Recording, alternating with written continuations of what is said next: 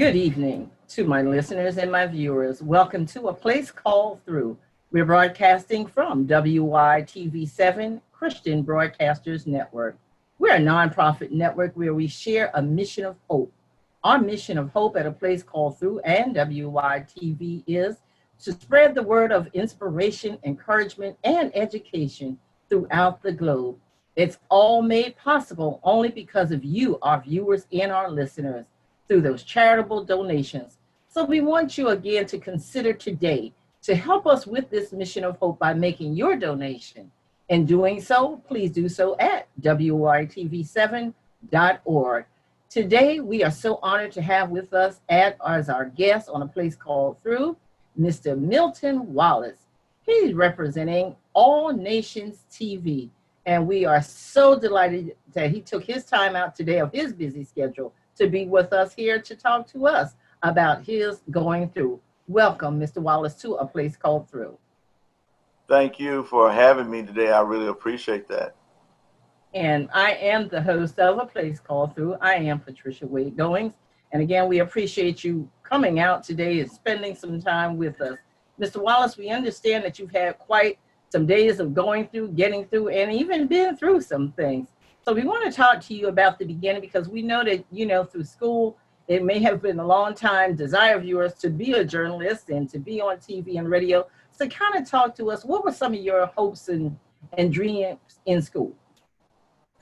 Well, when I was in education, as far as my education started, I wanted to be a chemist. That was really what my desire was. I wanted to make a difference in the world by helping people solving their problems and to, use the chemistry that I had to be able to do that. But, as I always say, God had another plan for me. My mother was an educator, and she always said to me, well, why don't you get your education degree, a certification, just in case you decide that you want to teach? And I said, I don't want to teach. That's not what I want to do. But I went ahead and did what she suggested, and I did my student teaching. And when I did that, I fell in love with the kids. It was wonderful. I had such a great time. And at that point, I decided I did want to do education. And so for 30 years, I was a teacher. I taught math. And then I went on to become an assistant principal and a principal for over 25 years. And I had a blast all 25 years of my tenure there in education. I worked in a few school districts, and I worked at middle schools and high schools. Didn't do elementary, but I did middle school and high school, and it was wonderful. I had a great time. So that's how I got through that education and got into teaching. But never in my wildest dreams that I think that I ever thought that I would be in journalism or in TV or radio or any of those areas, because that was far from it. When I was growing up, I loved music and I loved the radio, and I always thought about doing the things that you do with Billboard and those kind of things. But as far as being deeply involved in television, that was not a thought of mine.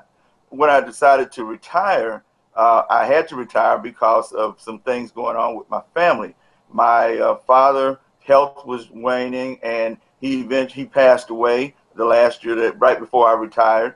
But my mom couldn't live by herself at that point, and so I had to make a decision to move back home to take care of her. So my dream was that when I retired, I was going to travel the world. I wanted to be a travel agent. So that's what I started teaching and learning how to do once I moved closer to retirement. So I decided that's what I was going to do. But because of my father's health and my mom and situations, I ended up moving here back at home. And so I did the travel thing from here. Then after that, it was very interesting. A friend of mine talked to me about television. And he said, well, television's changing. And, the cable TV setup is not going to be much longer. So we need to move out into the new world. So I said, okay, I'll support, but I'll be a silent partner. And so there were two other people involved, and they were all involved in media of some sort. So I thought, well, I'll just be a silent partner that will just sit around and, just pitch in whenever. Never did I have a dream or desire or thought that I would be the head of the organization.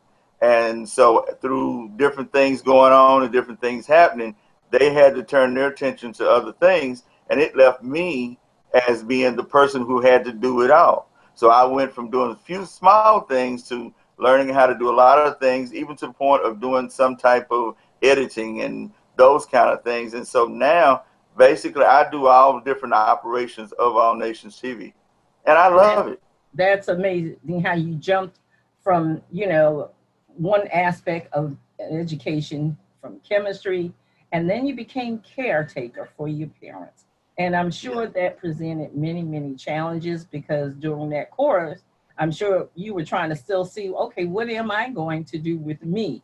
Where am I going? And so that began, I'm sure, your journey of going through because of the fact that your parents had illnesses. So you had those challenges as well as trying to figure out who am I and where am I going?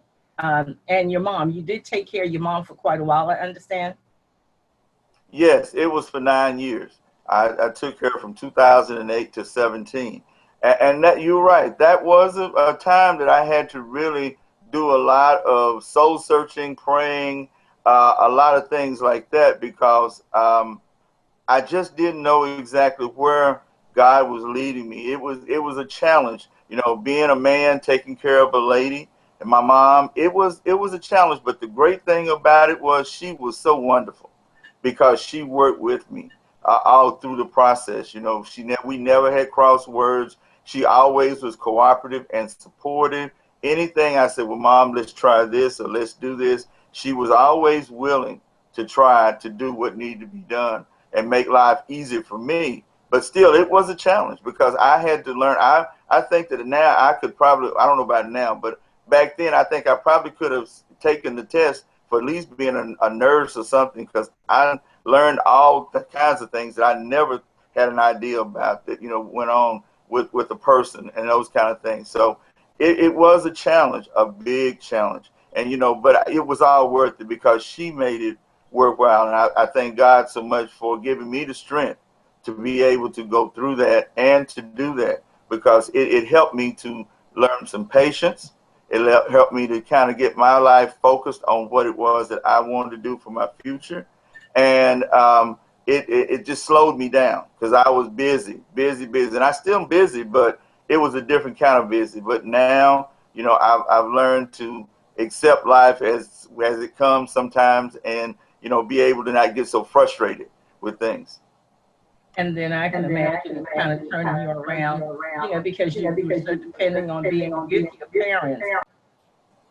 I'm sure that must have been very challenging for you to be a caretaker for your mom. But as you said, through the patience, and even though it was a trial, and even in some many areas, it may have even been a test of your faith, because God does put us through some things. He allows us to go through some things just so that he will see where we are and if we are really listening to him, his voice. And he gave you that strength for the long journey. And so as your journey continues, we're sorry for the loss of your mom, but through that, you still are a conqueror because you have strength, you have faith to go on. And as you said, you have done so much taking care of your mom that you felt that even then you could have been an RN. And see, those skills still come as life learning tools. So for that, I'm sure you are more than grateful for. So after the passing of your mom, now you're still on this course of going through. You're going through and you've lost your mom now. Were there any other siblings there ever to help you, or any other family members that took this journey with you? Well, as far as brothers and sisters, I don't have any. I'm an only child. So I had to learn how to do it all by myself. So it was worth it. I'm just so grateful for that. I had cousins who were willing to do some things to help, but basically when the bottom line, when the rubber met the road, it was me and Mom, and that was the big thing more than anything else, is that I had to suck it up and get it done. Every day, every night, I was the one who put her to bed. I was the one who got her up, took care of the cooking, took care of all those things. I had, like I said, I had cousins that helped a whole lot. They were great help. but when the rubber met the road, it was me and her, and like saying God, because like I said, it was the three of us together, but it made me stronger, very much so, because I had to accept that things were the way they were, and if we were going to survive in any kind of way, I had to do what needed to be done. So I did it. And so I'm grateful for that experience. Would not have traded for anything in the world, because it helped me to grow as a person overall, and like you said about God, I know that he didn't put anything more on me than I could deal with. So I just said, Lord, teach me how to do the things that you need me to do, and let me, be an example to others. And so that's kind of what I did from, the attitude that I took. And, whatever it was going to take for me to get it done, that's what I said I had to do. And that's awesome. Mr. Wallace, we're going to pause right now for a short commercial. And after that, we'll come back to you and we'll continue talking about you going through, getting through, and how you got through here on A Place Called Through at WYTV7, Christian Broadcasters Network.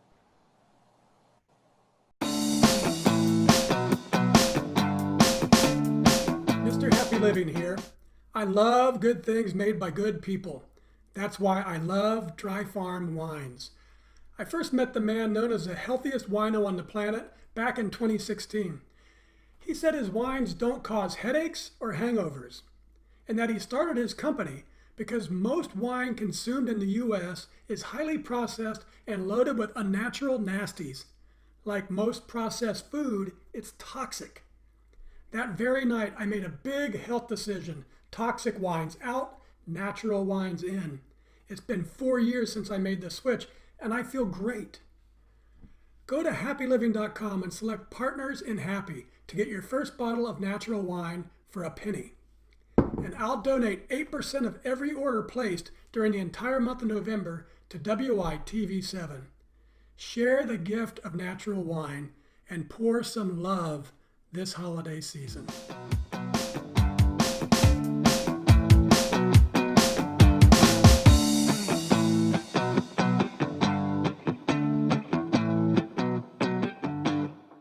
We're back with Mr. Milton Wallace from All Nations TV. We've been talking to Mr. Wallace earlier about how he got into television. And it was during the course of his life that he actually started out studying chemistry.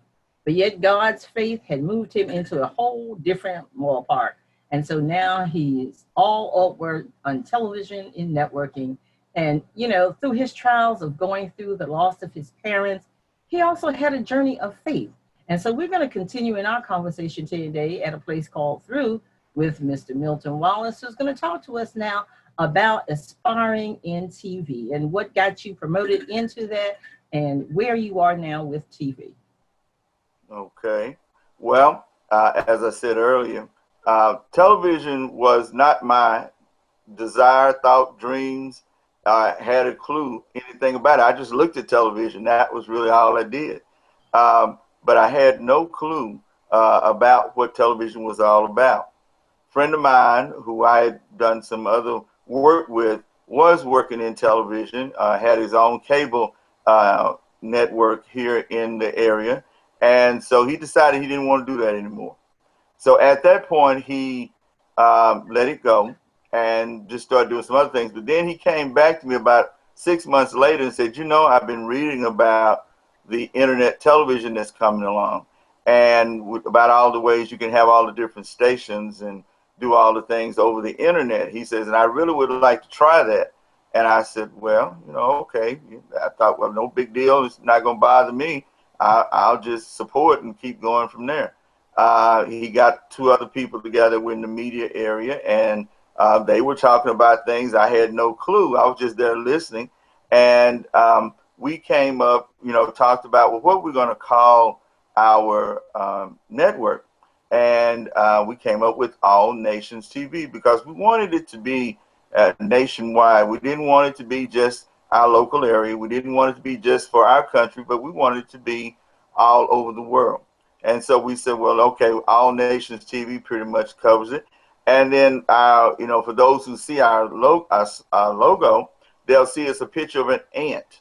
And the reason why we chose the Ant is for All Nations TV, but also it is because ants work together as as far as going to put things together. They work together to make it all come together. And so we felt like that was what it was going to take for us to be successful, is that if we all work together well with the different shows that broadcasting on our network, we all would be able to reach our goal, which was to save souls and to be a light for those that were looking to, for answers. We wanted to lead them to Christ. That was our bottom line. So thus became All Nations TV. Well, over the years after we started back in 2012, things began to happen with the other three people involved with it, and they got sidetracked on things that they had to take care of in life. And since I was at home taking care of my mom and was there every day, they said, well, you can pick this up and you can handle this till I can get back to it. Well, they never got back to it. So I ended up having to do all those things. So I talking about going through, I've learned a whole lot of things that I had no clue about. And I had to learn it on the go as I was doing it, because it was just, it had to be done and nobody else to do it but me. And so I'd have to try to get some help to explain some things, but I got things accomplished. So we've been in operation now for 8 years and been pretty successful with it. We're not where we want to be. We got a long way to go, but we are moving along slowly. But the bottom line is, if we can save one soul, then we've accomplished our goal. And then what are some of the things that All Nations TV offers? Well, we number one is, of course, we offer shows of ministry preaching more and teaching more than anything else. That's the big thing that we have. But the one thing that we did not want to do, we didn't want to just focus on that. We really wanted to focus on people being able to, live their lives, have an alternative to the regular television, and to see some of the things that, help them go forward in life. So we have cooking shows on, we have variety shows of different, singing groups, different things like that. We've even had some series on different shows that had different long series. We had that. And one of the things we started doing more and more of now is that we started working with the gospel artists, trying to give them a platform to be seen, those independent artists that are trying to get started. So we're trying to give them a voice and a place as well. So we try to highlight those artists and give them a chance to be seen there on the network as well. So those are just some of the things that we do. And we always are interested in talking to people about their different ideas and how we might be able to work with them to make it happen. And so, as you say, you kind of were throwing a monkey wrench there, and you had to just jump in, take charge, and make sure that things were operational. So I'm sure that presented another challenge to you, because you came from chemistry now into television networking, and it was kind of like, okay, this is the ball. I've got to take it and run with it. So some of the challenges that you met during that course were what were some of the challenges you had? Well, the first challenge was I had to learn how to do the scheduling. That was one of the biggest issues, because I had had never done that before. So that was the first big challenge, because I had to learn how to put the shows together. Because one of the other things that we do is that we not only broadcast the show once a week, we show them up to 4 times a week in a regular schedule. So I had to learn how to schedule it, how to pace myself, because I had to get it all done, and at the time take care of my mother and do all those things. So that was one of the biggest challenges I had. And then the second challenge I had was I had to learn how to edit the different shows that people would give me. Sometimes it didn't work out like they planned, and so they said, can you help me? So then I had to learn how to do that so that I could actually put things together to try to make it work. So that was a challenge. So I had to learn how to edit. So that was one of my other challenges that I had. And then finally, the biggest challenge that I've had since then is just to learn the whole TV arena, as far as, media and how to, market it, and how to get out there and how to connect with people in those areas. Because like I said, I was in education, and I had, this is a whole new world. So that was that. Plus, the big thing with that was for those first 5, 6 years, I couldn't even travel because I was taking care of my mom. So I was doing everything over the phone, having conference calls, those kind of things with people to try to make things work. So a lot of people I didn't get to see till 2018. So that was 6 years inside the business before I met a lot of those people. So that was probably one of the biggest challenges. Amazing. Well, we're kind of going to have to wrap it up here a little bit, but to encourage somebody, that may want to become a journalist, want to go into television or radio, what would be your final words of encouragement to that young person that's out there saying, oh, I really want to do this. I'm thinking about it. I've got a story. I want to help somebody, do this radio or TV because, in light of COVID-19, everything is based on technology now. So how would you encourage that person? And what advice could you give that person to go ahead and aspire to do what you're doing now? Well, first of all, I want to say bottom line is you keep God first. No matter what it is that you're doing, you keep God first in that you're planning on doing. Pray to him, ask for guidance, as far as understanding of what it is that you're going to be doing. That's the bottom line there, first of all. But then I tell people, don't ever give up. Always be willing to try to put the effort out. But whatever you do, though, give it your best, 100%. Some people say 110%. Being a mathematician, 100% is about as far as you can go. But the bottom line is you give that 100% every day. And you do your very best. And then doors will open for you. Never be afraid to meet people or to introduce yourself to people. Always talk to people about your dreams and your hopes and things that you're doing, because there might be someone there that can help you to take it to the next level. If they see you're really interested, see you're really trying, they might have those connections that will help you get to the next level. So I always tell people, keep God first and always keep, reaching for the stars, because they are reachable, but you just have to keep your hand lifted up, praying to him and reaching at the same time. Awesome. Well, Mr. Wallace, I certainly want to thank you for your most encouraging story today. And we hope that, others will listen to you and take your advice, because the one thing that we know is if you put God in it, you won't fail. God gives us strength. He gives us the faith. He takes us through those storms and those tests. And so through it all, those praise, those petitions, and living on the purpose according to God's will helps us to be success.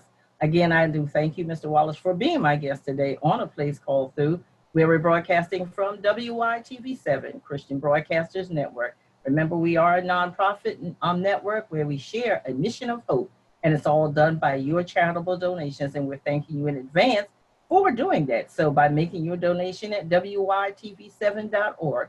Again, I've been your host, Patricia Wade Goings, and I am the author of Willpower, The Call to Rise Above, which is available now on Amazon.